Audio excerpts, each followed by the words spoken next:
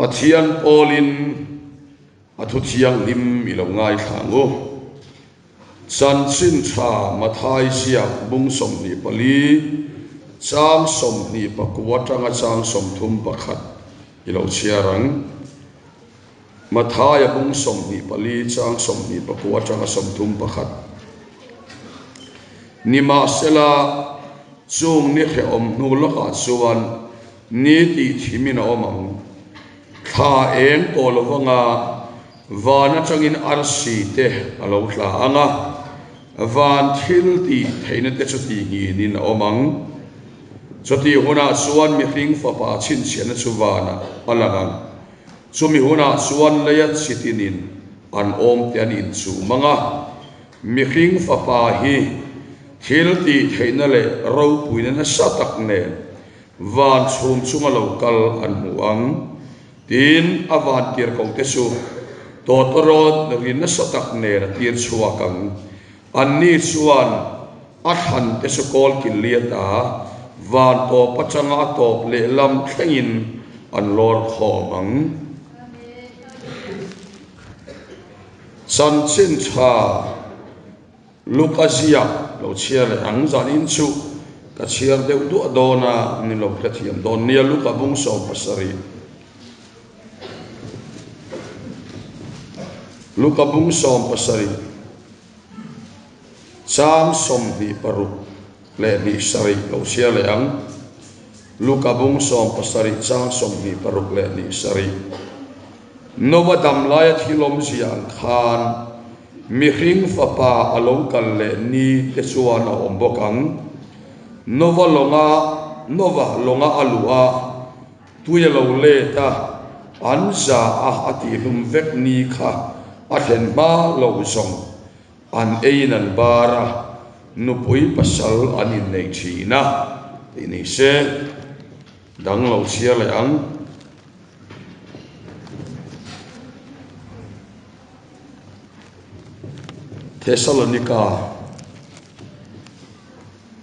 Thessalonica bungli sang Som Paruka Chang Hian Chang Som Pathuma Chang Hian kan sia lo long e Som Pariat So Hian Nima Sela Unau Tu Midang Be Seina Reng Nei Lo Ti Anga In Lung Ngai Lo Na Muhil Te Chan Sinin Khiat Lo Kadu Lo Ve Isua Thia Pathole Ta Ti Kan Rin Si Suan Isua Amuhil To Te Supathianin Amarolin Aron Huai Ve Bokang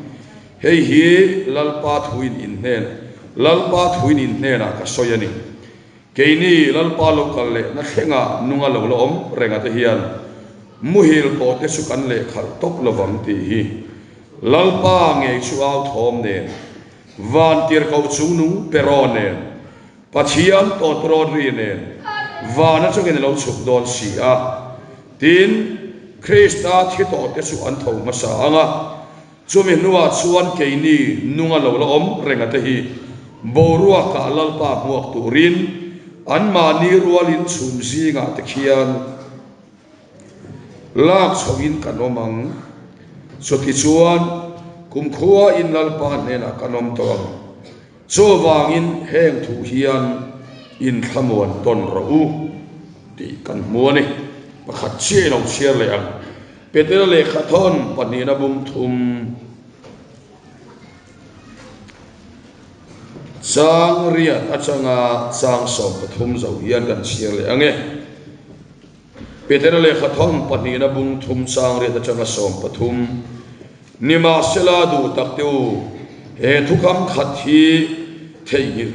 su lalpa ngai chuan ni khathi kum sang khat angani a kum sang khat poi ni sang ni khat angani ti hi mi then khatin muanga an huat angin lalpa so thutiam konga chona muang love tu ma boral du lova mi song lo sim du in nang ma ni lama do thei ani so ke ni ma sila lalpa ni surup ruang in lo thlenge yang chumi nuwa chuan van suna satakari in na boralanga thilbul te sumya em ralina om to anga lei le achunga na thom te hi akang ralang chung thil te su sut yanga moral vector ani ti in khiat awangin pathian ni lo thlen hun tur chu be seile thanem ngai takaduin om dan thiang lim le pathian ngai sakonga chuan mi ang nge in yang le chumini a thlen awangin van te lo kangin a boralanga thil bul te po chu meya em tuina om tawang ni ma sela a thutia mang chuan van thar te le thar a chunga felna om te chu kan be sei ani a thu kan siar te lalpan kan zatan dal som ro se pathian he nai chong cha yang lalpa kan pathian mit mangai tu ikom kan ho te tharau thian minom puya kan chap na le kan thel ti wang ni lova khongai na wa kan he na in puana wang in lom thu kan khel che ni zanina hian lalpa I thu cha poimo tak mai kan soidona I thu mongin kan ne na thu soi lem che kan putin kan khoi thei lo sia kan mitin kan mu thei lo che he ti samithian amu thei lo che ma se thara mit ero chuan ifia ani lalpa zanina hian kan ne nai oma taksai om lo ma se thara vini oma I thu a I om boka I thu kan soi te nangin puang lem che ei suwa Christan mingin kan di la che amen le zan ina kan thu pui tur chu marana tha lalpa lo kal le don ti mangin pathian thu cha an soi don ani lali suwa lo kal le na hi soi a ho lo le a din a soi te la in Bible pia lam ba soi kan china wangin lali suwa lo kal le na ngaya nei na a thena chon min huai lut bok ani so wang suwa zat ina lali suwa lo kal le na hi Bible soi angin soi kan tum don ani ti suwan lali suwa lo kal le don ti hi eng wanga soi ngai nge ani kan ti chuan pakhat na atan chuan in soi thai na ni lovin Thessalonica bunglia khan ring tu te lo in thamuan na atan soi turin anin ti ani lal I suwa lo kal le na chu ring tu te lo in thamuan ton na tur ani chu kan ri ro lo khrek masata ila eng wange kam ti suan hei tun ang lai achang hi chuan ate khin chini lovanga zirtir te hun lai heng le khathon hun lai chuan Christian masa te kha ti du da na an tok na sa leya an kheom em maya tuar na in an khata so wang chuan an na lel ber chu an lalpa lo kal le dom ti hiani a he khovela hian an zirtir na bola te teaching reng kha khovela in check arbom na hi a om lo top mai ani an thu soi dan reng chu so ti chuan he om tam tak tuarin pathian ram kan lo tur ani re ani ti in zirtir teril ru antik eta atiani an tharau lam nun lo nge chan ber chu he om tuar ma se an lalpa lo kal le don ti hian hria lali suwa lo kal le na tur hian an he om tor kha chel takina tor tirani pathian fakin om lo se so wang chuan kholaya po in mu sharing to masakha an in sibaya an in nem na ber chu marana tha ki hi ri chinani marana tha ki nei chi bai thin lalpa lo khal le don ti kha an soi thin ani erevel lal soma kan kau than pa Mizoram sinota chuan kan kau than pa ina kan kau thana athi don naya thoran soi karil ru la khoi em chu tun lai ring tua hian van ram soi atlem ta he maya van ram ngai na hi mi puin kan nei kalo hei kan Christian na da sa chanani tiaron soya adi kovia fikapia a chan chu khovel hi lo nuam ko sia lal I suwa van ram po ngai lo khopa sumle paya in le lova e le ina lir theya en chima kan in to del in em to a chumia wang chuan khovel hi nuam kan ti hai maya van ram ngai na po kan nei to manglovani van ram ngai thar le tur chuan khovel mi te ti ang laka in thiar filima kheom tor chat le hi ngai ani pathian fakin om ro se mi ti anga pia ti thei ni bo Christian chani tum bok tan chuan lali suwa lo kal le na te hi nga le ngai na om to lo khim khimani so wang chuan ani na ta ka chuan lali suwa wanga kal san kan nga a hei tlangwal ni sunga I suwa nga lali suan a thiang hing tom don ti he chiang reng maya veteran chuti huna chun mi eng ang nge in ni don ati kha chuti ang chuan khovel mi te him puyang mi te ina an sen ang laka in thiar fe mi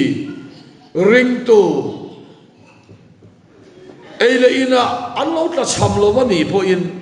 sumle pa an lo nei ani po in lir thei an lo nei ani po in chumi pia lama khovel valim pui tur ang chi tharau lam nun ti che thei kha ama le ama in ain kal sana sumi la ka ain thiar filim so angaya sutiang awanga kheom tuar te rengin lalpa hi an ngai lo thei lovani hei zat ina kan soi gan du chuani maro chu khalai pathian ngai van ngai ngoi ta hi an wang ta khop maya ngai ber ko mani in khongai van ngai hiom veya mani in lai nan van ngai hioma so me ni lo asiam toin amun ro pui amoi na song ai po in imi kha mangai tu lal krista mel do om su mu kanuam kalung kham dan na turin te an lo ti a so wang suan lal I suwa atak taka vana han mu cha kha Yesua vanga atuar vedate hallelujah lal I suat admit tui ahuk skul sa kontor ngak tereng suat Isua lo kalle na yan ngak lel chin lal pa kan mo se sut yang ang nun nei lo tan suan lal Isua lo kalle na hi ngak lel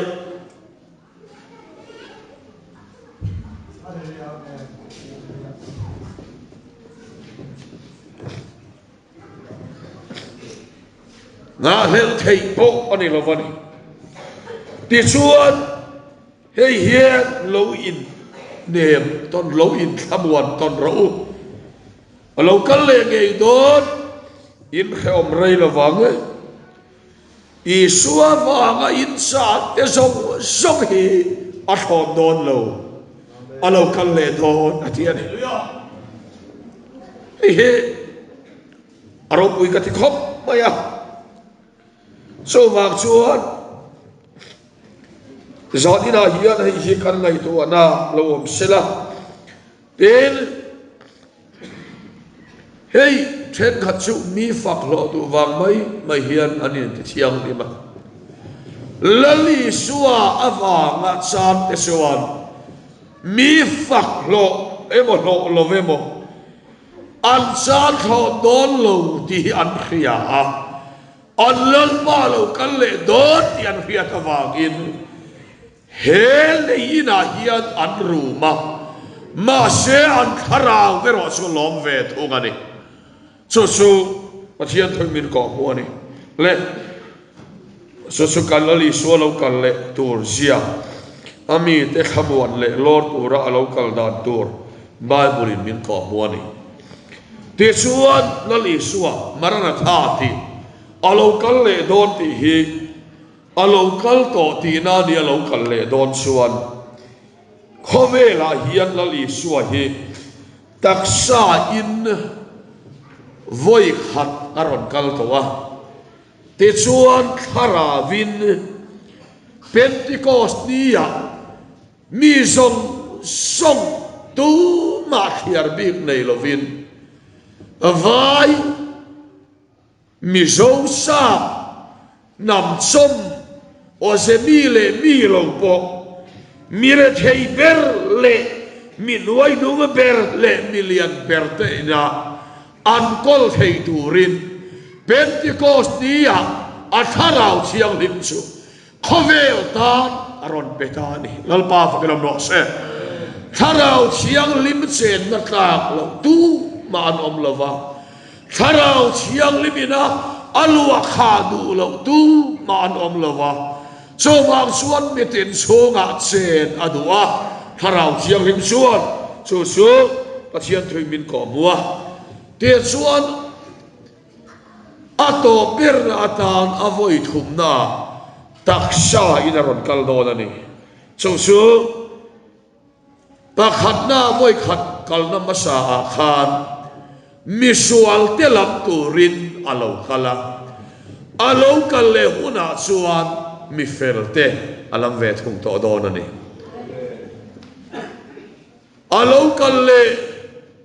alo kal masa khan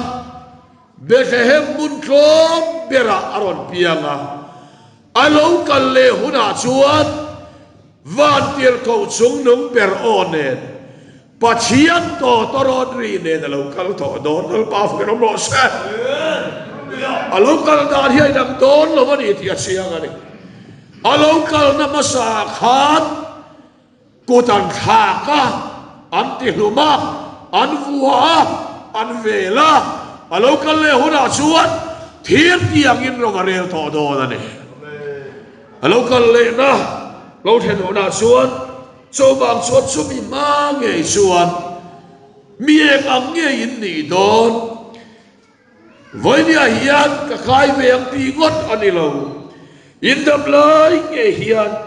lali suan nen I suan nei tu I suan nen in lai chin na nei in ni em peteran mi ek ang nge in ni don nan ma ni khai fiaro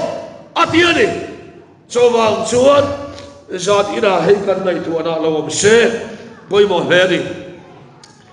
te suan bible a min ko bua taksa na lo kala taksa lo kalain kan sual pura ama taksa in petera suan thon khan buk ni chang som ni le palea peteran thinga nge khana taksa kan sual te pura ama vuak na vual te chuan ti da minin om ta atia thinga ataksa in kan sual te pura chu thinga sual aphun sakte lali suwa Krista in e ka sual phur towa to na chuan sual na chukal marita nga khen be to ania ke su mi thar kalo ni ta atia te chong hi lam to do na ni mi song ron lam don lo wani alo kal na masa a khan pathian tui min ko mua kan mi khin na ron sanga kan mi khin na so ama nge in cross athi puita a ti chuan ni thum ni a pai na khai tho le a cho tho le nun na su in nun na ne ti in bible in min khela efese bong ne sang ro ka so ti chuan krista isu a chuan ama rual ve ka min kai thomin van buna te ama ne na min thoter ta atia voinia hiane nat na ten har sak na ten achim laya achim buai phang lo van buna krista ne na kanon na thoro kena mane ti te himinon lam donal ba ka ro se voina chiang mang lo hi lo kal le ho na in chiang thar to don lo to na chiang ro hei he kan ngai chua chena poi mo le to na câu na in man ang mai pai rimat hian lo nang rong bol to nun tak nei mang lo hian i lo in mangil sat palame khem munai tangil sat alo kalle masaka thole non khesta apek ten van khopoi khe kan lo don van la ni kai don im tia pianga ma ni thil that ti ngai tua zo zo chu asalai district changsa in ni van ni kai don em an tia pianga ka chonga nunga ne ti te kan lo don pachian to kenom lo se chu tiang soi tor bo hebe lo ho he hem munai liam palangeo zona hian kai to sian apoi monia nun tak nei lo hian ho omani thang chan lak le khot ka ga moi nan mai mai ani lo van ram kan then na tian tharamai pachian to kenom lo se mi ten min mu ni khwa lo wang te e ta sungol veinam le drug sadik lampo mi ten min lung ten to awanga nun kha du mai mai ani lo voinia hian chut yang chaw ani lo sumi aya laro puizo van ram kheng ngei tur van kai ngei torin ti dang lam kani to ne ti thei torin ke pailo tang o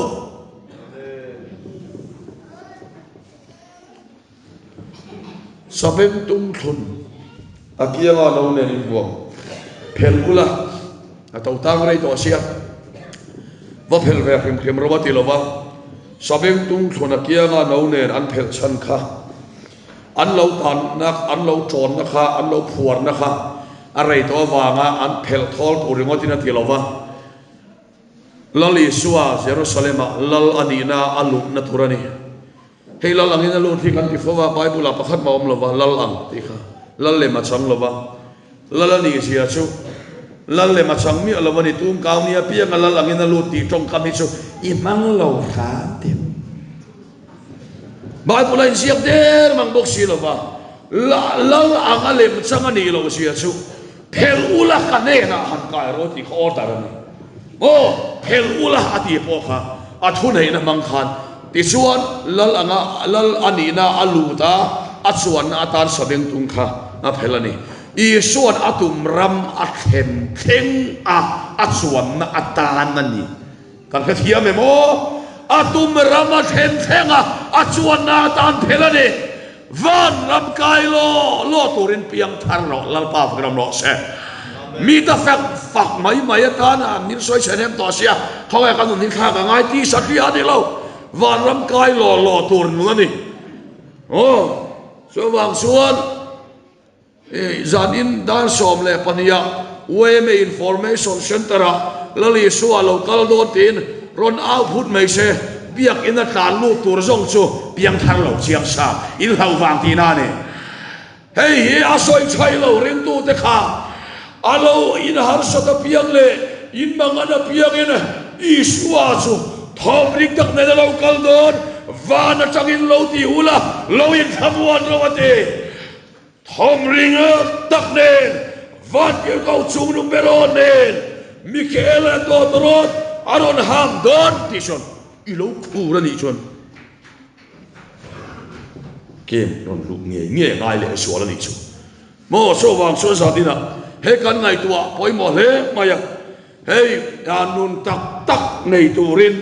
he kem kan lu don ni so wang suan e khai lal i suwa thole na ina apek van theng rok van lut rok khopan na pe ho le long chang hi kai turan nia van kai tum ho song hi ka turan ni a thole khan kola sa bum thuma in thi to a in non na so pathiana krista dena thuru kilomati pathian ba kilomati ase van khibin huai ka sen ka kharau le ya kan dak sa chonga a kharau thial i maron da ten van kan lu do so tiang thole nun nei tu so kan ning ei don em ti kan in si apoi mo le voi dia hian hi kan ngai tu apoi mo tak zat zatit ka hia so wang chun ma ni in bum su puram te lain nun tak nei silo piang thar le mani in bumayan ni lal pa ma chuan en kim hi sarua le in hongsa vekani lang lo en mare om lo pathian zong ibum thei chuang lo nge lo tia pathian zong ibum thei don lo mi khing chu ibum thei ma se nun tak nei ang deu poni lang thei mi mu ang devini lang ma se i khum pui lai zo la i buai ro ani thei zodina hiat mi mu dan chen lo la cho tuan nun tak nei tur hian lalpa na kau che ni lalpa phak nam lo se hei kan ngai tu na lom se apoi mo le ni le ti suan cho so kan muwa chu min nun nei tu te chu min on lor do na alo kal le huna suan pathian ro puina lo lang do na hei lian hieng le cham te in do thu tang te lian te hieng nga ti hi chu warning ani mi alavania warning ani lo om sia chu warning ani lo ka ti chan chu top na la ni lo wanga ti ka mi nga chen ga chen soi top nan soi chuan ang hi le lo khanan kha muang le nga lok daw lai pon khosak la ma li rang in lai kha chu kan ba han kharau lom khosak la ma li rang in sia kha su aram mi pui khan lal pa kan ti suwa ang hing le lo wa ti khan ang hing le lo wa kan khamruang le a kan du kan ti le kan du kan soi le a ti suan liar ngi warning ani lo wa nature ani nature mangin a local le don na ya thil lo theng tur kha isona soi mai ani thil dang lam ani lo a chan su liar ngi kham nature ani chan su lali suati sa lo pian ma dai khan khovela liar ngi nem to lo to kan ni so nature ani ya ni khovel ni phung leilung da na ni ya leilung ni phung ani su isona soya leilung hi ani phungin ani anga ma semian muang sual don atina ni leilung hi ani phungin ani anga indo po la li so pian ma de alo in duo buai ko mo khovela ai do na sa to lu tu kan ni te suan tu na ai do na sa de lu kai ni ngai po indo nam lu la nam kan ni so wang suan indo nam lu la nam kan ni kai ni ngai po nam dam tam tak po khat ya indo mi khan ni chong so alo la kal don ala ni sel don heng hi ma se ekin nge kan mu kan ti suan local le na su orok ruangin alo theng do na ti ani warning om don lo mo warning om don lo wani aron ni thut don ali so lo kal le na hi so wang suan aron kal thut do ti bible min khila zan ina poni thei nak tu ka poni thei nakin deva poni thei tu man kan hello lo puan nai viau po hi kan thu lova a fu chuang lova puan lat viau po kan thu lova a fu chuang lova ten local le na tu ri in lang na lo mu lo vak po atul lem chuang lo mu lo ma se lo kal don thok thova bible ina soi hi adik ani mai bible lo kal le don ti so lo kal le don ni mai to mai na lo mu pui po ngai te chiam pon ka hello kai so bible soi hi so atheng don ani top mai mu lo ma se la so pathia thui min ko mu lo kal le hun chuan enge hem don ti hi zon ina kan soilan do so ni chu tuna hian hei anai tom ti hi so chianga khovel hi su atar to ani khovel hi I expire jan to ani ti hi su achiang ani tero khovel hi su a upa to ani ti hi achiang em ani ti hian hei anga yan le to wa anuaya khan chan chin thalu kabung som pasaria khan nuai ron soi thanga ka sia thatalova nova dam lai thilom zia nganiang mo i longa an lu thengin nova longa alu a ro asua longa lu theng khan an einan bar lu pui pasaran nei atian nuai ron soi tha Sodom le Gomorrah ahun lai khovel to ahun lai khovel hi voi ni top to wa chu nova huna le Sodom le Gomorrah lota huna khan voi ni top to ni tin luka hin ron siak khani ti suan chu kan bua khamit top ve lai khan voi khat ma kha warning om lo ve a theng thut ve ni chu tiang ang chuan ni don nova dam lai thilom siang khani don e atiani so wang suan tuna po hian aron thenganga eitingange thendon kan khelova chumi alo khen huna chuan pathian thoin min ko mu su khovel hi chedon mai lo tiang e khovel so hi a chedon lo van arsi te khian tlanga atiani lali so lo kal le khian king universe amo dang le planet dang chaki aron pal thadon ani rak thak tur takani van khi thom ring tak ne na bora langa tia khovel so ani don lovani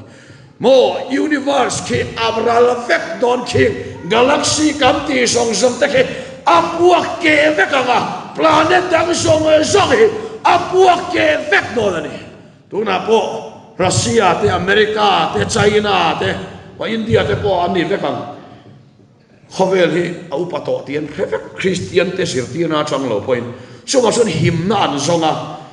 planet dang om theina om em tin an song lui mai ni sum a billion enge ma sa kluk le ding on enge ma sa chengin an song lui ma se bible chon ek tin nge ti mu angin mo wana te bui che panga ma se kanu khang che ti ason so lo soi lok vek to so wang son khen khe thom ring tak nen silai puak ri bom ri po ring kam tia nia khovel ke tu ringot ri po ya ringa nga planet dang ron ke pok min ron tlak pok arab thak dan tur su rap thak takani so wang suan him na om don lo kan bo na om lo lali suan nei tu te ro su krista kan him don thumani lal pa pham lo se so su kan dan lo om ve lo bani ti bible min to mo ni so tiang suan alo kal le huna thilom dona te suan ato pa in chen na om don ni hey in chen na hi kanu không ai om ta tia tu na ilusun khohar cha mang an ang lek heni don lo hey hi su ai te chin na chau ani lali su lo kal le huna suan lali suan nei tu nun tak piang thar tak zong i su van raman omanga ti suan piang thar lo zong kha khem huna nei dilan han omanga bible se da singa soidon nia khem huna mi te hian an nu te an nu pui te an pasal te an u te an han mu thei ve kanga van rama isu bula nuam ti ta kan om khan mu theyanga ti suan van rama om te kha an han awanga kano kapa mama an han tianga an niero su nuam zong an nayanga khom reng an khia to lo wangin an fa te khem mun lam hian ke to don lo wani an u le naw ti tlak na khem mun lam hian ke to don lo wa chuti huna chuan nu le fa anin chana chul to anga u le na anin chana chul to anga ara khak don chuti anga kanin chen lo na kan su ko kim hian i suai na ya ku albaf ka mo sa sum le ba ya boy te su in le la ba boy te su ka fa hian i suai na ya te hi kai tu ate do nakina in chen na rap tha ka then huna in som le the ani to don lo chatuban phem muna atlai vek to don so wang suan zan ina lali suwa alo kal le ma nge yin chatuan nun tak krista nei turin voidia hian inei sa khan lu oi lo la atak sang nei turin voidia hian karau thei to pi suang o chumia ta na chutiang ang kan muna tura ko khamina camping a siam te po ike phabul lo kaom i ma lo ka pen khatin han pen la ta chu ni lo lu tanga lal pana lo bua kang chenga kan lo thiam che ni I tharau ri ro taksa dam na chu heta hian om don ani lal pa fugram ro se chung suan kan chung kwa kan dam theinan a thu kan soite lalpan kan zatan mal som ro se